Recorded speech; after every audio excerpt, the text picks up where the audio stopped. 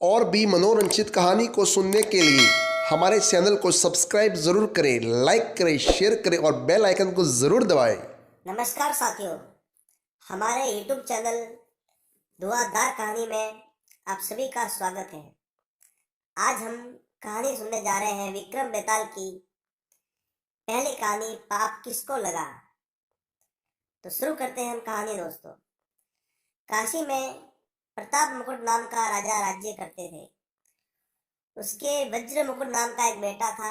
एक दिन राजकुमार दीवान के लड़के को साथ में लेकर शिकार खेलने जंगल गया। घूमते घूमते उन्हें तालाब मिला। उसके पानी में कमल खिले थे और हंस किलोल कर रहे थे। किनारों पर घने पेड़ थे जिन पर पक्षी शहशहा रहे थे। दोनों मित्र वहां रुके और तालाब के पानी में हाथ मुंह धोकर ऊपर महादेव के मंदिर पर चले गए। घोड़ों को उन्होंने मंदिर के बाहर बांध दिया और वो मंदिर से दर्शन करके बाहर आए तो देखते क्या है कि तालाब के किनारे राजकुमारियां अपनी सहेलियों के साथ स्नान करने आई हैं। दीवान का लड़का तो वही पेड़ के नीचे बैठ गया, पर राजकुमार से रहा नहीं गया। वह आगे बढ़ गया। राजकुमारी ने उसकी ओर देखा तो वह उस पर मोहित हो गई। राजकुमार भी उसकी ओर देख के मोहित हो गया। फिर उसने क्या किया कि जूड़े में से कमल का फूल निकाला, कान में लगाया और दांत से कुतरा, पैर के नीचे दबाया और फिर छाती से लगा लिया। अपनी सखियों के साथ चली गई। उसके जाने पर राजकुमार निराश हो गया। अपने मित्र के पास आया और सब हाल सुनाकर बोला, मैं इस राजकुमारी से के बिना नहीं रह सकता, पर मुझे न तो इसका नाम मालूम है और न ही ठिकाना मालूम है। वह कैसे मिलेगी? दीवान के लड़के ने कहा, राजकुमार आप इतना घबराए नहीं, वह सब कुछ आपको बता कर गई है। राजकुमार ने पूछा, कैसे? वह बोला, उसने कमल का फूल सिर से उतार कर कानों में लगाया तो उसने बताया कि मैं कर्नाटक की रहने वाली हूँ। दांत से कुतरा तो उसका मतलब था कि वह दंत बाट का राजा की बेटी है। पांव से दबाने का अर्थ था कि मेरा नाम पद्मावती है। और छाती से लगाकर उसने बताया कि तुम मेरे दिल में बसे हो। इतना सुनना था कि राजकुमार खुशी से फूल उठा। बोला, अब मुझे कर्नाटक देश में ले चलो। दोनों मित्र वहां से चल दिए। घूमते फिरते सैर करते कराते दोनों कई दिनों बाद वहां पहुंचे। राजा के महल के पास गए तो एक बुढ़िया अपने द्वार पर बैठी सरका काट रही थी। उसके पास जाकर दोनों घोड़ों से उतरे और बोले, माई हम सौदागर हैं, हमारा सामान पीछे आ रहा है, हमें रहने को थोड़ी जगह दे दो। उनकी शकल सूरत देखकर और बात सुनकर बुढ़िया के मन में ममता उमड़ पड़ी। बोली, बेटा तुम्हारा ही घर है, जब तक जी चाहे तब तक रहो। दोनों वहीं ठहर गए। दीवान के बेटे ने उनसे पूछा, माई तुम करती क्या हो? तुम्हारा घर बार कैसे चलता है? गुजर बसर कैसे होती है? बुढ़िया ने जवाब दिया, बेटा मेरा एक बेटा है तो राजा के वहां चाकरी करता है। मैं राजा की बेटी पद्मावती की दाई थी। बुढ़ी हो जाने से अब घर में रहती हूँ। राजा खाने पीने को देता है। दिन में एक बार राजकुमारी को देखने महल में चली जाती हूँ। राजकुमार ने बुढ़िया को कुछ धन दिया और कहा, माई कल तुम वहां जाओ और राजकुमारी से कह देना कि जेठ सुदी पंचमी को तुम्हें तालाब पर जो राजकुमार मिला था वह आ गया है। अगले दिन जब बुढ़िया राजमहल गई तो उसने राजकुमार का ये संदेशा उसे दे दिया। सुनते ही राजकुमारी ने गुस्सा होकर हाथों में चंदन लगाकर उसके गाल पर तमाचा मारा और कहा, मेरे घर से निकल जा। बुढ़िया ने घर आकर सब हाल राजकुमार को कह सुनाया। राजकुमार हक्का बक्का रह गया। तब उसके मित्र ने कहा, राजकुमार आप घबराइए नहीं, उसकी बातों को समझे। उसने 10 अंगुलियों सफेद चंदन से मारी है। इससे इसका मतलब यह है कि अभी 10 रोज चांदनी के हैं। उनके बीतने पर मैं अंदरी रात को मिलूंगी। 10 दिन के बाद बुढ़िया ने फिर राजकुमारी को खबर दी तो इस बार उसने केसर के रंग में 3 अंगुलियां डुबोकर उसके मुंह पर मारी और कहा, भाग यहाँ से। बुढ़िया ने आकर सारी बात सुना दी राजकुमार को। राजकुमार शौक से व्याकुल हो गया। दीवान के लड़के ने समझाया, इसमें हैरानी होने की कोई बात नहीं है। उसने कहा है कि मुझे मासिक धर्म हो रहे हैं, 3 दिन और ठहरो। 3 दिन बीतने पर बुढ़िया फिर वहां पहुंची। इस बार राजकुमारी ने उसे फटकार कर पश्चिम की खिड़की से बाहर निकाल दिया। उसने आकर राजकुमार को बता दिया। सुनकर दीवान का लड़का बोला, मित्र, उसने आज रात को तुम्हें उस खिड़की की राह पर बुलाया है। मारे खुशी से राजकुमार उछल पड़ा। समय आने पर उसने बुढ़िया की पोशाक पहनी, इत्र लगाया, हथियार बांधे।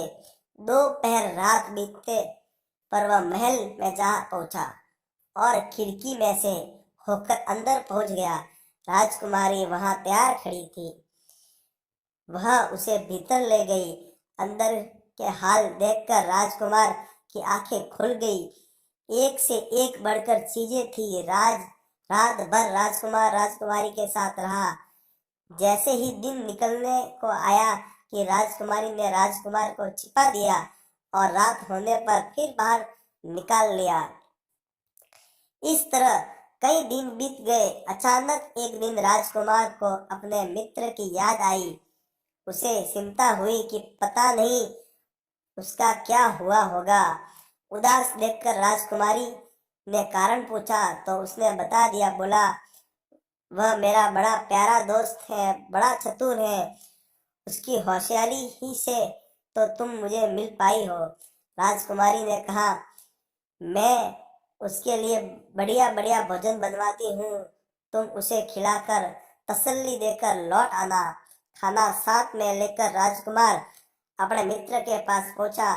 वे महीने भर से मिले नहीं थे। राजकुमार ने मिलने पर सारा हाल सुनाकर कहा कि राजकुमारी को मैंने तुम्हारी चतुराई की सारी बातें बता दी हैं, तभी तो उसने ये भोजन बनाकर भेजा है। दीवान का लड़का सोच में पड़ गया। उसने कहा, यह तुमने अच्छा नहीं किया। राजकुमारी समझ गई कि जब तक मैं हूं वह तुम्हें अपने बस में नहीं रख सकती, इसलिए उसने इस खाने में जहर मिलाकर भेजा है। यह कहकर दीवान के लड़के ने थाली में से एक लड्डू उठाकर कुत्ते के आगे डाल दिया। खाते ही कुत्ता मर गया। राजकुमार को बड़ा बुरा लगा। उसने कहा, ऐसी स्त्री से भगवान बचाए, मैं अब उसके पास नहीं जाऊंगा। दीवान का बेटा बोला, नहीं, अब ऐसा उपाय करना चाहिए जिससे हम उसे घर ले चले। आज रात को तुम वहां जाओ। जब राजकुमारी सो जाए तो उसकी बाई जांघ पर त्रिशूल का निशान बनाकर उसके गहने लेकर चले आना। राजकुमार ने ऐसा ही किया। उसके आने पर दीवान का बेटा उसे साथ ले योगी का वेश बना मरघट में जा बैठा और राजकुमार ने कहा कि तुम ये गहने लेकर बाजार में बेच आओ। कोई पकड़े तो कह देना कि मेरे गुरु के पास चलो और उसे यहाँ ले आना। राजकुमार गहने लेकर शहर गया और महल के पास एक सुनार को उन्होंने बुलाया, दिखाया। देखते ही सुनार ने उन्हें पहचान लिया और कोतवाल के पास ले गया। कोतवाल ने पूछा तो उसने कह दिया कि ये मेरे गुरु ने मुझे दिए हैं। गुरु को भी पकड़वा लिया गया। अब राजा के सामने पहुंचे। राजा ने पूछा, योगी महाराज, ये गहने आपको कहाँ से मिले?